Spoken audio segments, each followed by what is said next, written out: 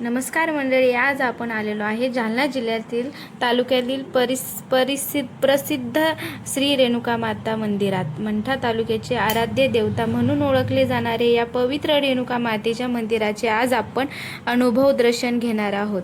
या मंदिराचा इतिहास काय आहे, मंठ्या रेणुका मातेची व्याख्या आणि काय, आणि या मंदिराचे भाविक एवढे महत्त्व का देतात याला, या सर्व गोष्टी आपण आजच्या या पूर्ण व्हिडिओमध्ये जाणून घेणार आहोत. तर चला मंडळी, आई रेणुका मातेच्या चरणी नमस्तक होऊन आपल्या व्हिडिओला सुरुवात करूया.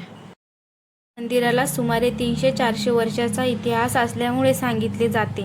मंदिराच्या स्थानाच्या जिजामाता नावाच्या रेणुका मातेच्या भक्तीची आख्या जोडली जाते. महुरूला जाणे शक्य न झाल्यामुळे त्यांनी मंठ्या डोंगरावरील देवीची आराधना केली आणि त्यांच्या भक्तांनी प्रसन्न होऊन रेणुका माता येथे प्रकट झाली अशी श्रद्धा आहे. मुख्य मंदिरात रेणुका माता तांदूळाच्या स्वरूपात विराजमान असल्याचे वर्णन मिळालेले आहे. मंदिराच्या परिसरात जिजामाताचे यांचे समाधी मंदिरही आहे.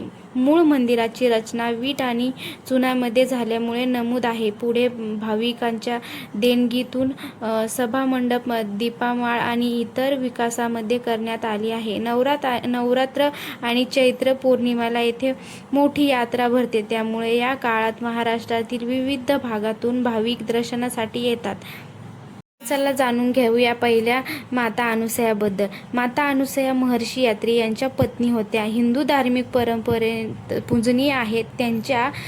त्यांच्या पवित्र भक्ती, तपचारी आणि अतिसेवेसाठी आदराने सती अनुसया माता असे म्हणले जाते. धार्मिक कथानुसार माता अनुसया यांना दत्तात्रेय, दुर्वासा आणि चंद्र हे 3 पुत्र झाले. दत्तात्रेय ब्रह्मा, विष्णू आणि महेश यांच्या संयुक्त स्वरूपाशी जोडले जाते.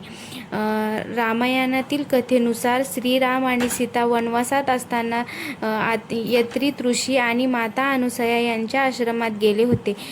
त्यावेळी माता अनुसया सीतेला मार्गदर्शन केले अशी कथा आहे. तुम्ही मंठ्यात आले असेल तर ही माहिती कुठून बघताय मला कमेंटमध्ये नक्की सांगा आणि माता अनुसया कमेंटमध्ये नक्की लिहा.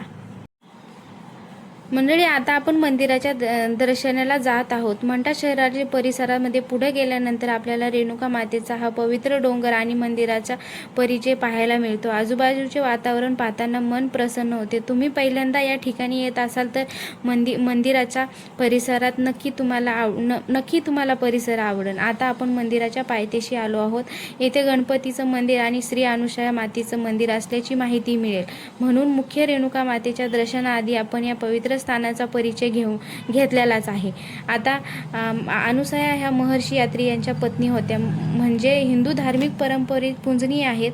त्यांना भक्ती, तपचारी आणि पवित्रेसाठी विशेष मानले जाते. धार्मिक परंपरेनुसार दत्तात्रेय आणि दुर्वासा आणि चंद्र हे त्यांचे पुत्र मानले जातात. म्हणून माता अनुसया यांचे नाव घेतले कीच भक्त, मातृत्व आणि तपचारी यांची आठवण येते.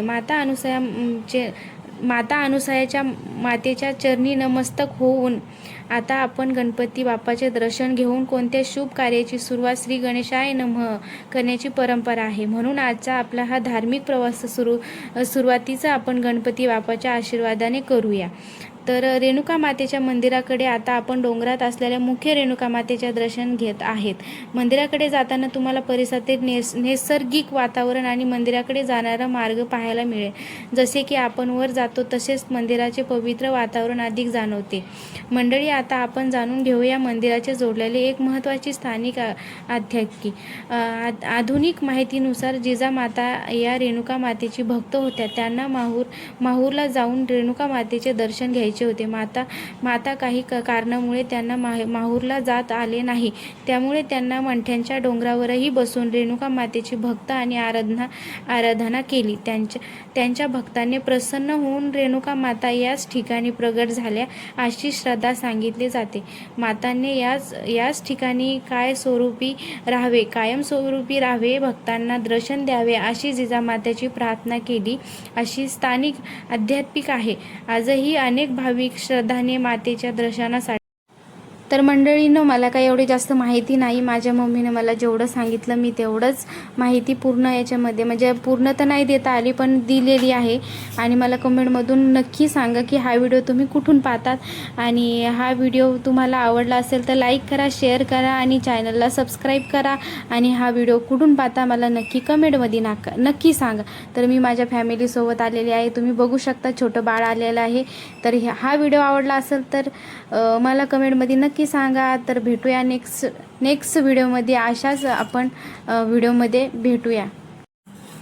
तर बाय मंडळींनो, तर भेटूया नेक्स्ट व्हिडिओमध्ये. तर बाय बाय.